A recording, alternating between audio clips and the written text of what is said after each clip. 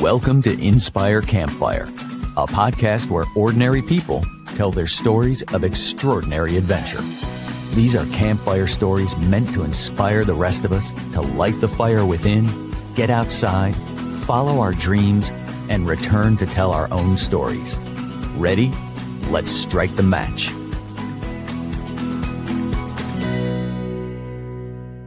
Welcome to the show. I'm your host, Scott Wurzbacher, and today we're talking about how one courageous leap, sometimes literally, can spark life-changing transformation.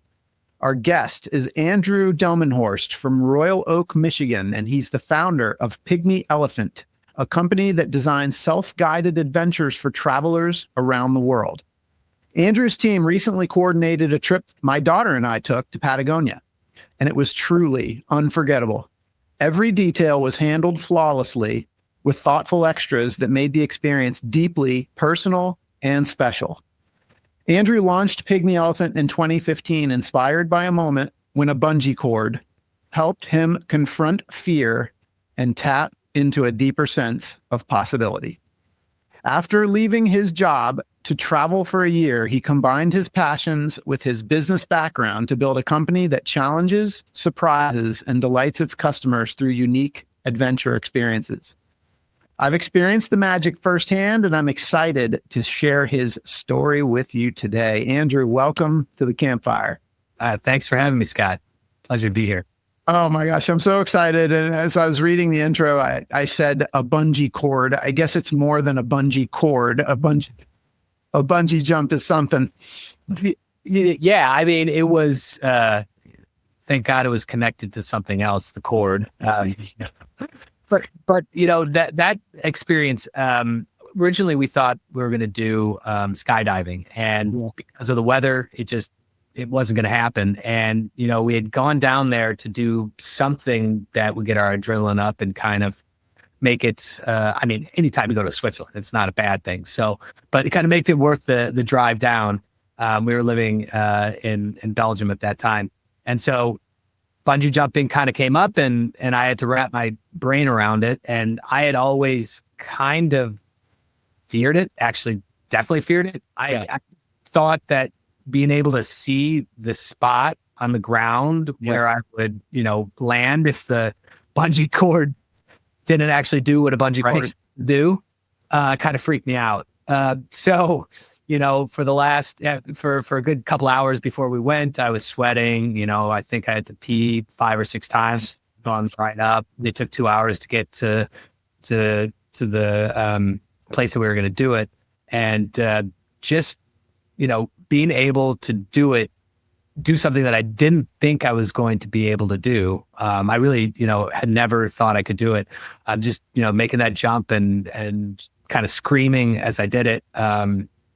It was such a cathartic experience, and made me think, well, if I could do this, something that I didn't think I could do, what else can I do? And I think that was kind of the segue to talk about, you know, Pygmy Elephant. Is I said, well, I've always wanted to do something else besides work in procurement, capital projects for a large multinational company.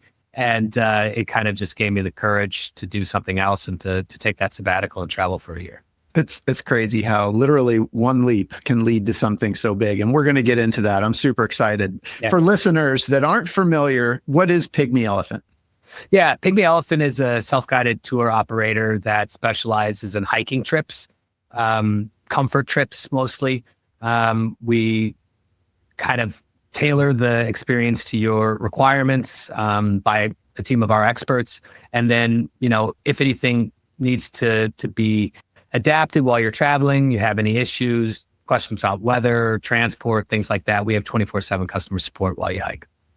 Yeah, so the reason why you and I are even talking today is because I was a customer, and I had an opportunity to go to Patagonia, and y'all's team organized the whole trip, coordinated it, created all the logistics, made all the reservations, basically just handed me a turnkey packet of information. My daughter and I were just able to go, show up, and have this extraordinary adventure with all of this information right at our fingertips to be able to just enjoy the experience. And Andrew, it was absolutely spectacular. I mean, and just the entire experience from, reaching out to you guys and getting more information, like the customized itineraries that were sent for, a kind of tweaking to figure out what it was that we wanted to do. Yep. So for me, I don't know that I shared this with you. We've spoken before, but so by day, I'm a real estate broker in Charlotte, North Carolina, and my company is called the W Realty Group. My last name being W. Right. So, when I started researching Patagonia and I heard there was this thing called the W Trek, I said, well, I have to do that. It's good branding. Yeah, exactly. So, but, I put in the W Trek in Patagonia, or Pygmy Elephant, was obviously one of the first to pop up. And it was just very clear that you all had a very good reputation and a lot of experience in that region. So I kind of just started going down the path, and I was just blown away, like I said, from all the communication up front. But then once we got on the trip, you all had given us a packet of information with every single detail, like perfectly laid out. I mean, for us, it was completely flawless. Like, thankfully, we didn't have to reach out to you guys because there was nothing that went on that, wasn't really according to plan. Yeah. But I think the thing that I was most impressed with was, we had certain expectations. I went with a college kid, so we just did the budget friendly option and planned on staying in tents the whole time. And, we figured it was just going to be very bare bones, but there were some unexpected extras along the way that were just like, wow, this is, a couple of the accommodations that we stayed at were just unbelievable. And just, the amenities, but also kind of the logistics around how that particular stop played out into the timing of the hike the next day that got us to one of the highlights of that trek before everybody else did. And so I can't say enough. The team was great. The information that y'all shared with us was just fantastic. And I'm a huge fan. So, and you guys aren't paying me to say this either. But endorsement, maybe I should. That would be great. I love it. But yeah, I just feel like I really wanted to share that. So, and what's awesome is you guys have a bunch of other adventures that are on your website that are literally on my vision board, which for those that know me, my vision board sort of guides my trips and the adventures that I take. So I'll be traveling with Pygmy Elephant again, to knock off some more things on my list. But I'd love if we could, get into some history on how it started and sort of your personal story and adventuring. Yeah. So I went overseas when I was about 26. I went over to go to school over there. I'd always wanted to travel. I backpacked around when I was 20 in Europe, and I kind of fell in love with it and wanted to figure out how to get back there. So, without going over there, I had a plan. So I went back to school there, went to get a master's degree, and then started working there at a big German company, which, it was great for the time. I learned a lot. And I lived in Germany for 5 years, from 2007 to basically 2008 to 2013. And at that time, I loved the experience, but I wanted to do something different, and I didn't know what. So at that time, I kind of thought, I need a break. I need a brain break. Like, it's really hard to figure out what to do next when you are mentally thinking about your job every day. Yeah. It's really hard to have a side hustle. And I really respect people that could do a side hustle and have the mental, fortitude to do your main job and side hustles and all of these things. For me, I just needed that break. And so in 2014, I took a sabbatical, and, I'd saved up some money from a couple of years and just started travel. And, my girlfriend, now wife, was, super supportive, which I definitely don't take for granted. Without her support, I wouldn't have been able to do that. And so I started off thinking I wanted to do something in travel, start a little travel blog to document my adventures. And the very first thing I did was go do the Camino de Santiago. So I spent 40 days. Actually, it was more like 35, hiking from Saint-Jean-Pied-de-Port in France all the way to Santiago de Compostela in Spain.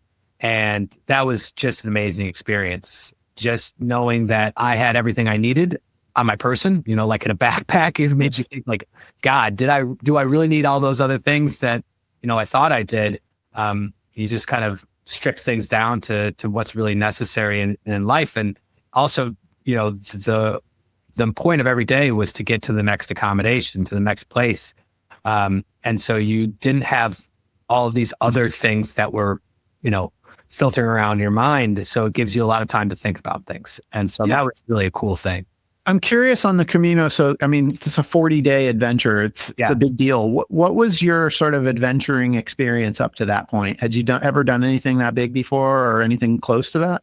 I mean, so I traveled in Europe quite a bit, but nothing like that. I mean, skiing in different locations and maybe doing a couple of 2 or 3 day hikes. We did a couple of those in different parts in Germany, but nothing big like that. So it was a thing. Like I remember feeling just like, can I do it? What happens telling all these people I'm going to hike it, and what if I can't do it and I have to stop? How embarrassing that will be. And kind of thinking about my ego, which, I mean, it's hard to quell the ego, but at the same time, it wasn't about that. It was about just the experience overall. So it was really.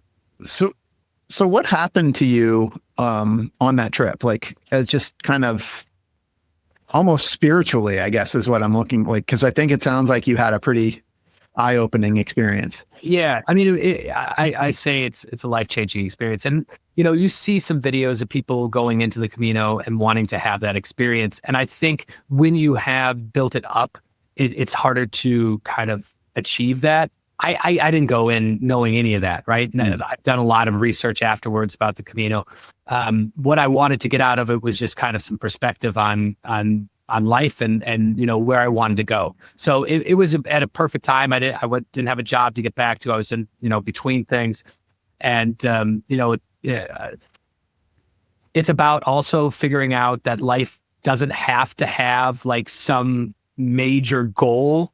Like I just was feeling good in the day to day. Yeah. Like there's kind of these sayings out there that life is to be lived and not to like be planned out to the nth degree. And it really hit me on that. Like you got to slow down a little bit and not worry about all of these other goals. Of course, it's important for business to be goal oriented. But if you lose the fact that the life is to be lived and taken every day, I think you're missing something. And that's one of the things that it reminded me that there's so much just nice pleasure in life and living is just good. It's just nice to live and to not have to be a different person or to achieve things. Yeah. What was the people side like on that particular trip? So you meet people from all over the world too. And that's one of the coolest things. Met people obviously from Spain, but from Korea. There's a lot of Koreans that hike, and met a ton of Koreans there. Met people from Italy, from France, Germany, from England, a couple from the United States. And you almost form this little Camino family that looks after each other, right? Mm-hmm. And there's different roles that each of them plays. And it's kind of a microcosm of life too, of different roles. And some people are leading, some people are providing that emotional support. Some people are taking care of where they should stay for the evening and the accommodation. And it's funny how things just kind of work out with these little subgroups, and you see them all over the place after, 10, 15 days, people kind of mingle together and start these Camino families. So it's a really cool, weird integration of different personalities into this cohesive group. Yeah, I love it. And just, I got a taste of that on the W Trek. It's only 5 days. You're 40 days on the Camino. But one thing that I loved about that is everybody's going in the same direction. And, the people that are going in, well, I guess you can go in different directions, but the people that are going in the same direction are typically staying in the same general refugios each night. And so you get to know people as you go, and every night you get closer and closer to people because you keep seeing the same people. So even though it was just my daughter and I that went, by the end, we had made a whole bunch of friends that we were hiking with and hanging out with. And I'll give a little teaser because we're going to be doing an episode here about my experience on the W Trek, and we're going to be including some of the people that we met along the way, which is going to be super fun. But yeah, it's the people side of it. It's just the people that you meet along the way. It's so interesting. So was it a solo trip for you?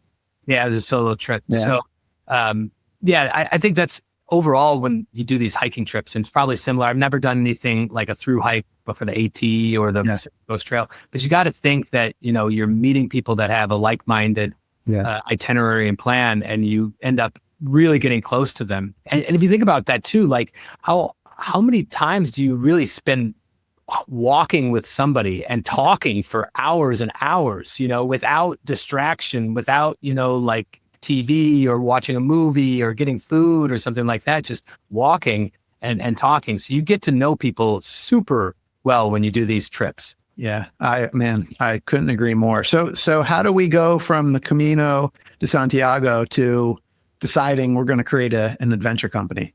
Yeah, I really liked the idea of going from point A, B, C, D, all on kind of my own power, and just the kind of the satisfaction you get from doing that. And I did a couple of other trips that were similar. So I biked from Brussels. So in 2014, we moved to Belgium. I biked from Brussels over the Alps into Italy.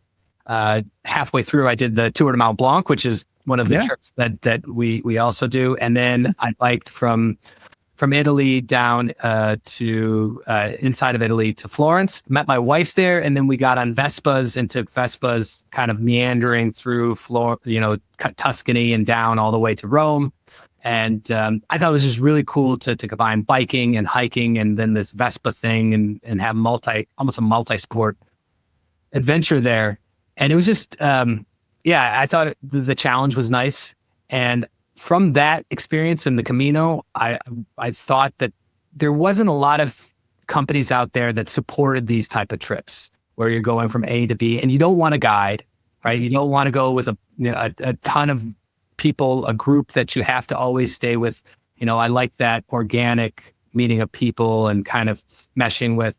And so I didn't find many companies out there that did that. There's some in Europe that do them, but not so many in the United States. And so from there, it was trying to figure things out and pivoting and figuring out a business model for the first 2 years. We were also looking at safaris and green travel and ecodomes and things like that. And it really was, we found something that people were super interested in, having the support, having the planning for these multi-stage trips that are complicated. And that's really where we found our niche.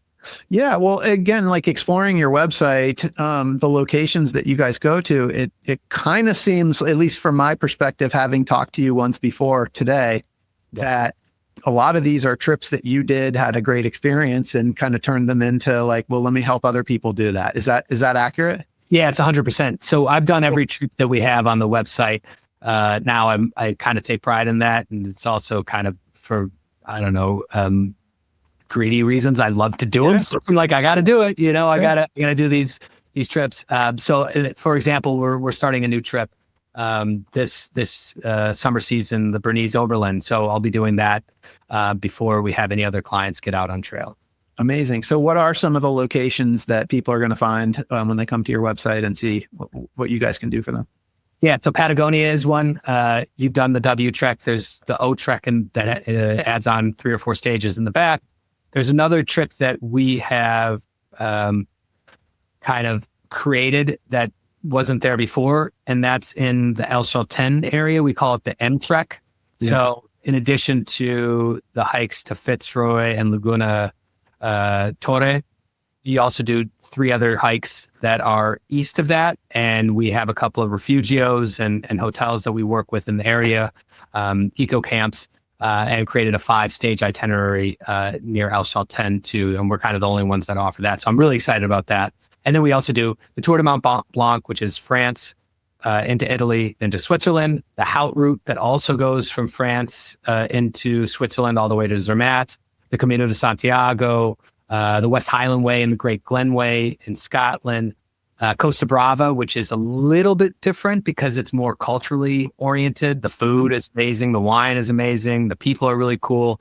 You can visit the Dali Museum in the area. So yeah, those are the trips that, and the last one is the Dolomites, Alta Via in Italy, which is really cool as well. Yeah.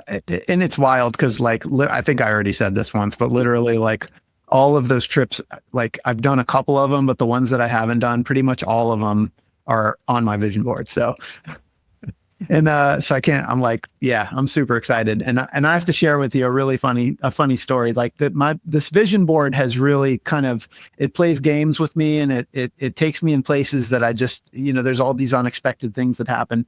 And I had this picture that I thought was the towers in Torres del Paine. Mm-hmm. And I literally carried it with me because it was like going to be my guiding thing, that like when I got there, I was going to show up, and this was going to be it. Yeah. And the whole trip, like we just did this, our trip was very quick. I mean, down to South America, 5-day W trek, and then back. We didn't have a lot of time. And a lot of the people that we were talking to down there, we're talking about El Chaltén and Calafate. And, I kept hearing this. And of course that's Argentina, but the longer that I'm there, the longer I'm starting to realize, like, oh man, I'm going to need to come back. Well, when I got to the towers, I started looking at the picture that I had, and I'm looking at the towers and I'm going, wait a minute, this isn't right. And so I did some research and realized that the picture that I had used to get to Patagonia was actually the Laguna is it the Laguna de Trios or de Tres? There's either Laguna de los Tres, which is where Fitzroy is, or Cerro Torre, which is Laguna Torre. It was the picture I had was Laguna de los Tres. Yeah. And so I got all the way back home, and I told my wife, I got to go back to Patagonia. Yeah. So there's another trip, this new one that you created. I mean, I might have to do that one too. It's amazing. Yeah. I mean, I'm really excited because it's not as busy as the W Trek. I mean, last two sections, Laguna Torre and Fitzroy, are a little bit more well-known, and you can hike those directly from El Chaltén. So it's also kind of a cool thing to be able to hike from a hotel to this amazing lake in the middle of nowhere, back to your hotel in the same day. And so that's kind of, maybe the cornerstone of the M-Trek, but there's 3 other hikes that take you to very secluded glaciers. There's only a refugio there, and you're in the middle of nowhere, a lake, glacier, and the refugio. So I'm really excited because I think it combines amazing views, and the accommodation is pretty cool too. Well, I'm not sad about having to go back. I'm glad that I have a reason to go back because it was so beautiful. So I'm curious. I know this is probably hard for you, but is there a favorite place that you guys serve for you?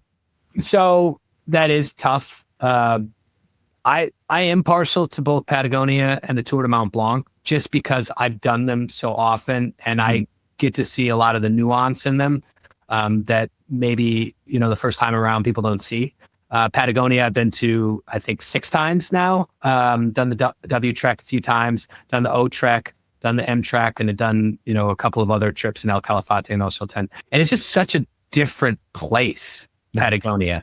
It's, the mountains rise straight out of the pampas or straight out of the water, and you have these amazing massives in the middle of nowhere. And then you have the cool culture as well of the frontier people that went down there a long time ago. So I really like that South American vibe, and I really like the Tour de Mont Blanc as well, because we're, as an American, when do we get to walk through 3 countries?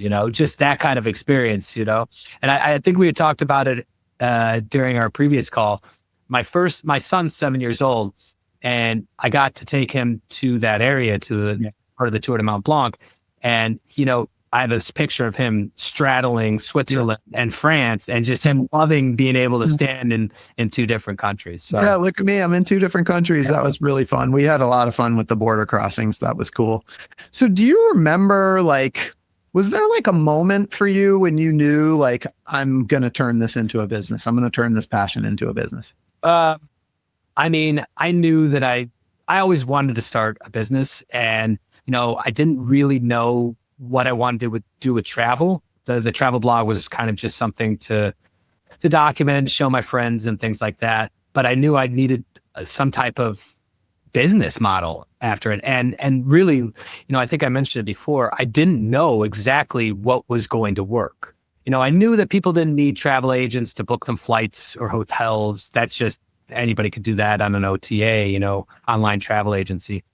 And I knew it needed to be a little bit more complicated and have personal experience with it. So we started with a few different ideas. I think it was our first 4 categories were hidden tribes, where you go to the Amazon and spend time with, indigenous tribes there. There was one, and stay in eco camps, eco domes. And then another one was these journeys, I called them. And that was the TMB and Patagonia, those 2 trips. And then another one was the safaris. And then the last one, I think it was glamping and just in beautiful locations. Yeah. We found out very quickly that there was a need for these journeys that were multi-stage, difficult, complicated, and we just leaned into that. So I guess I knew when we didn't get any other business and we got it all in one area, that was something that we needed to pursue. Yeah. Well, I think like one of the things for me, like knowing that you also have an MBA, like I can see where these passions and the skill sets sort of come together, because like just my experience having worked with you guys, like I know that you can't serve the number of people that you guys serve by just having passion. You've got to have systems and processes in place to be able to do that. And I think that's what I was most impressed with, that you guys were able to deliver like such detailed material to us, but it clearly came through like a system and a process that was, fine-tuned and sort of curate. I don't know if curated is the right word, but like, I'm curious if you can kind of talk through that sort of melding of your like business experience and the passion and how it kind of came together. Yeah. I mean, the first 2 or 3 years was just me learning about the travel industry and trying to understand what other people do, to figure these processes out, but also to look at it, I think, from fresh eyes, because I'd never been in the industry. I could kind of work on the processes from an outside perspective. So I started doing everything. So because it was a one-person show for 2 years, I've done the reservations, I've done invoicing and financing, I've done sales, I've done operations 24/7. I remember people calling me in the middle of the night, and I would handle it. And I think that really helped just to be involved in every facet of the business and take it from one. And now we have 20 different people involved in the organization at different parts.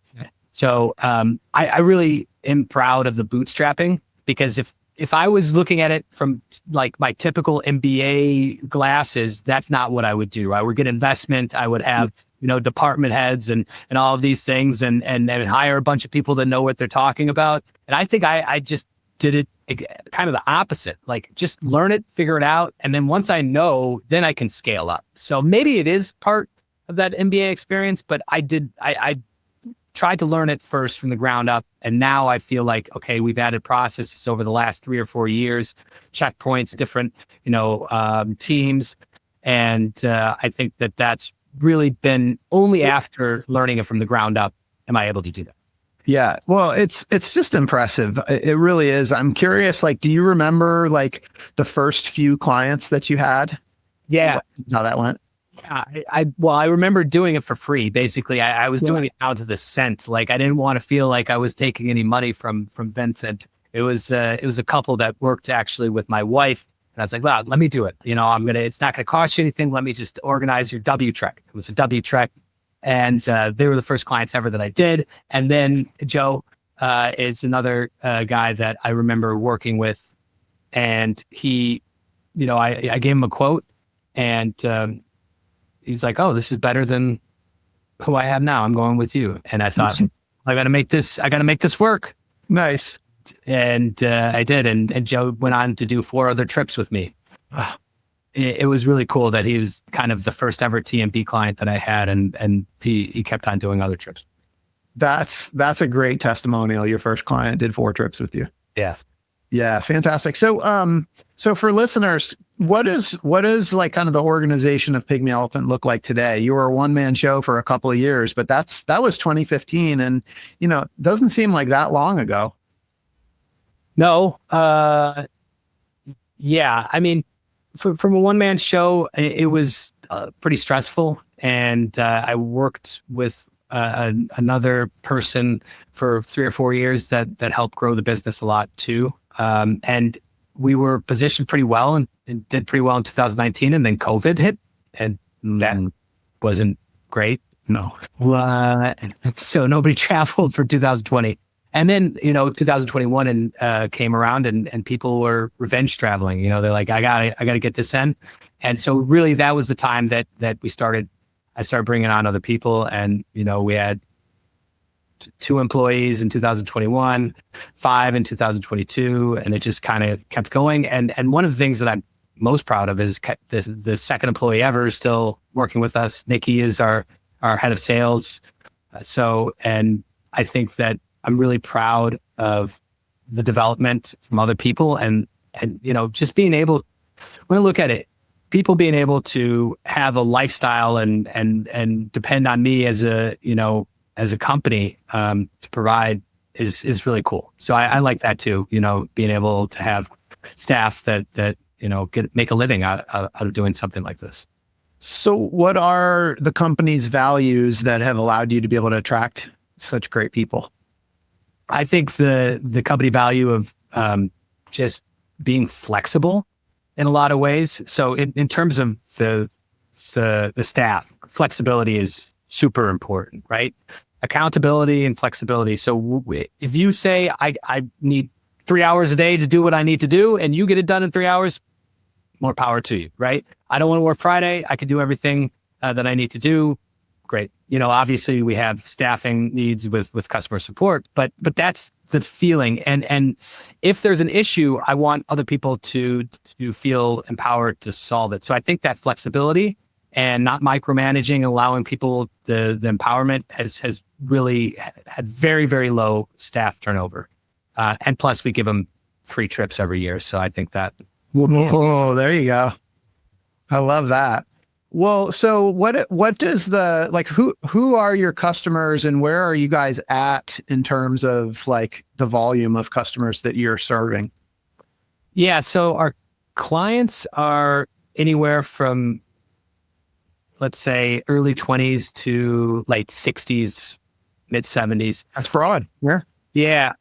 If we're going to look at the group that has, I would say the highest density is 55 to 65. Yep. Kind of the age where the kids are out of the house, you're still feeling pretty adventurous and fit, and you have the financial resources, and that time is important, and you would rather have somebody else figure out a lot of this stuff and have the support while you travel too. And then second being that kind of 45 to 55 too. Those are the 2 strongest kind of bands of demographics that we have. And then we have about, last year, I think we had 1,070 hikers with us. Amazing. Yeah. And we will definitely do at least 20% more hikers with us in 2026. Yeah, that's incredible. Like how do you, like, what do you attribute that growth to? I think just being obsessive with the client experience and doing a lot of it in the beginning myself. And it's hard to ask somebody else to be as concerned about your clients as a business owner as you just kind of naturally have them, it's your baby. It's hard to replicate that. And of course, I do feel like people still feel very strongly about it, but I've been involved in the operations, and I'm still we have different teams, and I'm still running the operations team. I think that just being involved so much with how things run and making sure that the customer has a good experience is we just have really good word of mouth referrals. Yeah, that's great.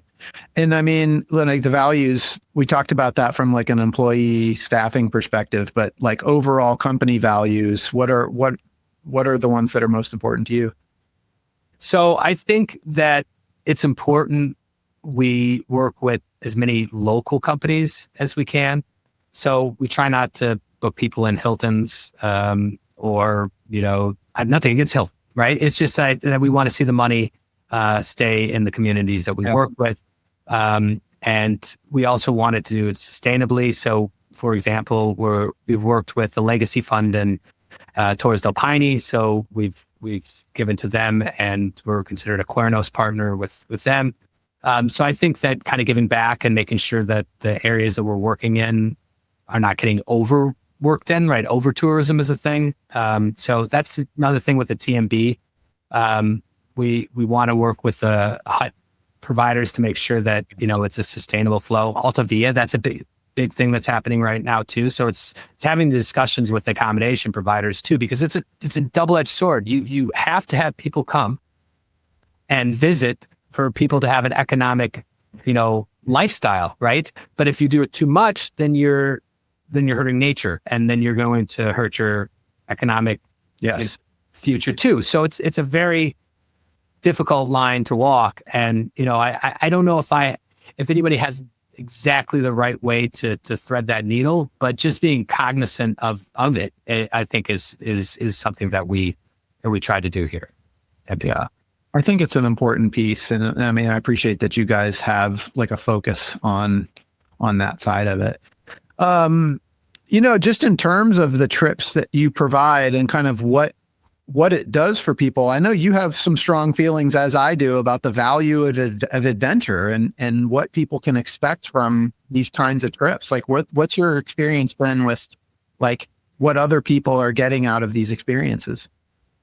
Yeah, I mean, so one of the things about Pygmy Elephant is that we wanted people to see a benefit from these trips longer than the actual trips themselves. It's great to be there and have that kind of breath of fresh air and what have you. But I think that the trips themselves kind of empower you later on, and that feeling that I had of doing the bungee jump and just taking that, that feeling forward, I really want people to have too.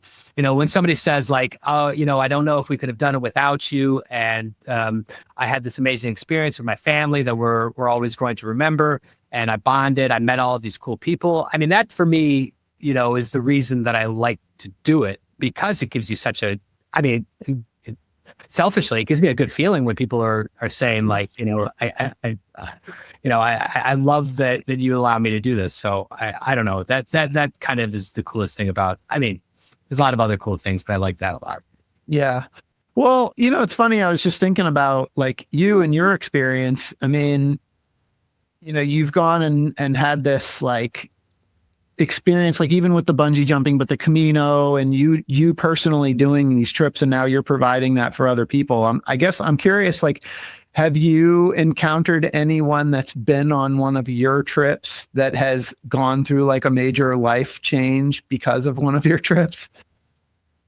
I mean, there's some examples of people saying that,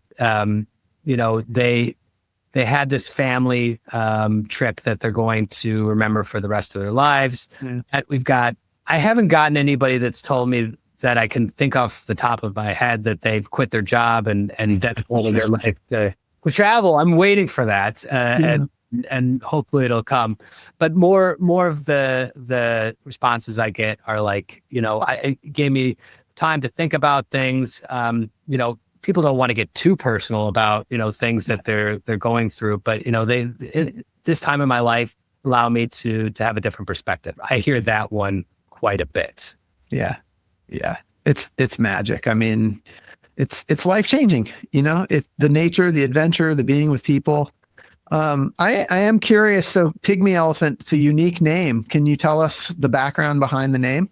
Yeah. I mean, first of all, I didn't want to be just some noise, right? Pygmy Elephant is something that you kind of remember. Elephants always remember. So, but the real kind of reason is that pygmy is small and elephants are large.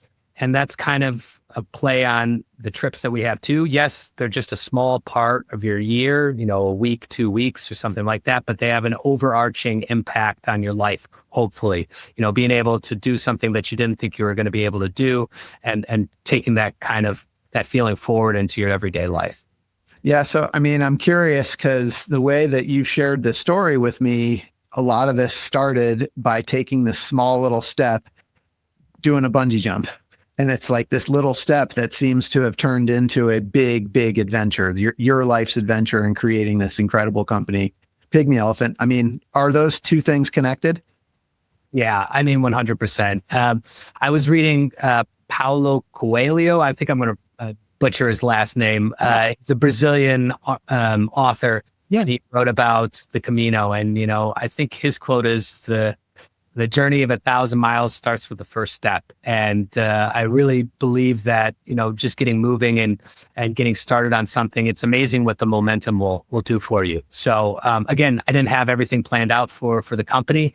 I had an idea and just kept going. And I think that's something too. There's a momentum to things, right? So when you get back from your trip, you try to take that feeling, you try to keep it moving forward and keep it positive in your life. Yeah, I love it. So I'm curious, do you still travel, and are there places that are still on your list that you have yet to travel to? Yeah, for sure. I mean, every year I'm doing some trip related to Pygmy for research and honestly for pleasure. Yeah. But we also, as a family, want to go to Japan. It's hard for me to do a lot of these hiking trips with my family at this point. My son's not quite old enough. When he does, we're going to enter, in the next probably 4 or 5 years, I'll be able to do that. But Japan is one, just because the culture is so different. So personally, I want to do that. But business-wise and kind of for trips that I like to do, I'll be taking the Bernese Oberland trip this summer. Yeah. So Andrew, I'm just curious as I kind of think about like the life you've created for yourself. You started, you were traveling, but you started in, sort of corporate, I guess I can't say corporate, like corporate culture. But now you find yourself kind of in that business space, but in an industry and in a world that is just like fueling your passion. Like what has that been like as you kind of look back? Like, are you surprised to kind of see where you are now versus like where you were when you were in that corporate culture in Germany? Yes and no. I had always, I had a couple conversations with friends there. If I'm still here when I'm 60, something has gone really wrong with my life.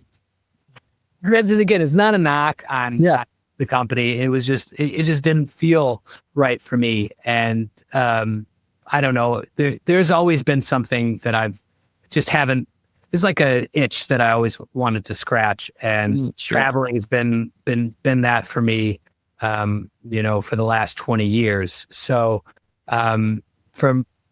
actually, you could take it way back to when I was 16. We went to the World Cup in France in 1998.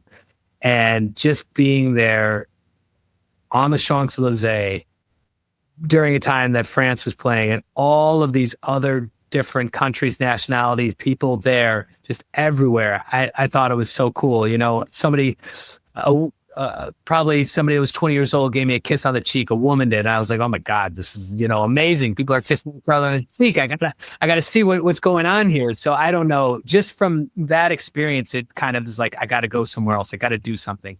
Yeah. And I still kind of feel the itch. I love Michigan, but I'm like, okay, I could do something else too. I could be somewhere else. I could have another experience. So for me, that just being a little uncomfortable, being in a different place, that's always really driven me. And I think maybe that's the point about Japan. It's just so different. It's just such a different thing from your normal everyday life that I'm really interested in. Yeah, I love it. So you call it an itch. Talk about this a lot on this podcast. I call it the voice inside that calls us to adventure. Yeah. I think part of the goal of this podcast is to encourage people to listen to that voice or scratch that itch. What advice do you have for people that maybe feel that itch or listen to that or have to hear that voice, but, kind of need that nudge to go do the thing? You're always going to have different things that you can do with your life. Try something that's different. It's, even if it doesn't work out exactly the way you want, you have a great story to tell. So, for me, I've always kind of listened to that. And it's just the idea that I try to think about is what would happen if I didn't? Again, if I'm 60 years old and sitting here at this, cafeteria table and I haven't done it, what would I be regretting, And I think if I place myself into the future, what would I want? What would I have wanted my younger self to do? I think most of the time you can make the right decision. Err on the side of interesting and adventure, don't err on the side of boring and the same thing that you do all the time. I love it. So if people want to find out more about you or Pygmy Elephant or book a trip with you, what's the best way for them to go ahead and do that? So our website is pygmy-elephant.com. Pretty easy. Pygmy is with 2 Y's, pygmy-elephant.com. That's the easiest way. Check out what we have. Check out kind of what we stand for. Check out the blog post. Learn a little bit about us. And if you like it, there's ways to inquire on the website. And we also have Facebook pages. You can find us Facebook, Instagram. Love it. Well, we'll put links to the website and your social media in the show notes. I mean, you've got this epic story. I mean, it starts with standing on an edge and jumping and doing this bungee jump, but then all of this that ensues afterwards. I mean, Andrew, at some point, Hollywood's going to pick up on your story and they're going to want to make a movie about you. And when they do, I want to know who's going to be the Hollywood actor that's going to play you in your movie. Yeah, so I would like to think it would be like Bradley Cooper, but I think it's probably more like Nicolas Cage. He has quite a big nose and sometimes a little theatrical. So I guess probably Nicolas Cage would do it. Nicolas Cage, I love it, man. He's great. He is great. Oh man, fantastic. What's your movie going to be called? Searching for Meaning. Ah, nice. Searching for Meaning, starring Nicolas Cage. I mean, that's... Get it going. Yeah. Give me some words on that. Searching for meaning. Yeah. I mean, I think that hiking and that adventure and all of that stuff is it a search for something bigger than us somehow? When you sit outside and you're in the Grand Canyon and you look up at the sky and you just see, 20,000 stars, you just realize how small you are. And you're like, well, why me? Why am I here in this kind of infinitesimal going on? Why is there something rather than nothing? And I think that nature just begs that question a lot. So I think for me, going and traveling, being in other places, searching for something different, something outside of the normal. That's why I went to Germany. That's why I went to Belgium. That's why I started, moved away from the company, just to search for something that makes me feel happy, alive. Why? I don't have the answer to it, but yeah. I think that's the thing about the search for meaning is, I don't know that we ever fully find it, but I am curious in all of your travels and all of your adventures, what have you found so far? Oh gosh. I mean, I think it's one of the things that, when I go to sleep at night, I'm like, why are we here? Why do we do this? And I other than for love and for having, interesting adventures, I don't have a lot of other good responses. I mean, those are the two things that made me the happiest. I think you got to define your own meaning, because there's not somebody else's meaning isn't gonna work from you. Yeah, you got to define your own meaning. I mean, I love that. And we keep going on the adventures, and every time we do, we find something new. Yeah. Man, I love it. Thank you so much for spending some time with me today, Andrew. This has been so awesome. And for those listening, I hope you've been inspired today as much as I have. Hope Andrew's story has encouraged you to listen to the voice inside that calls you to adventure, because we want to hear your story next. If you have a story to tell or just need a nudge to create one, please send me an email. We'd also appreciate it if you'd help us spread the word by leaving a review and sharing or tagging Inspire Campfire in your social media. And until next time, I want to encourage you to get outside. Thanks for listening. Andrew, thank you so much for being here. Thank you for having me, Scott.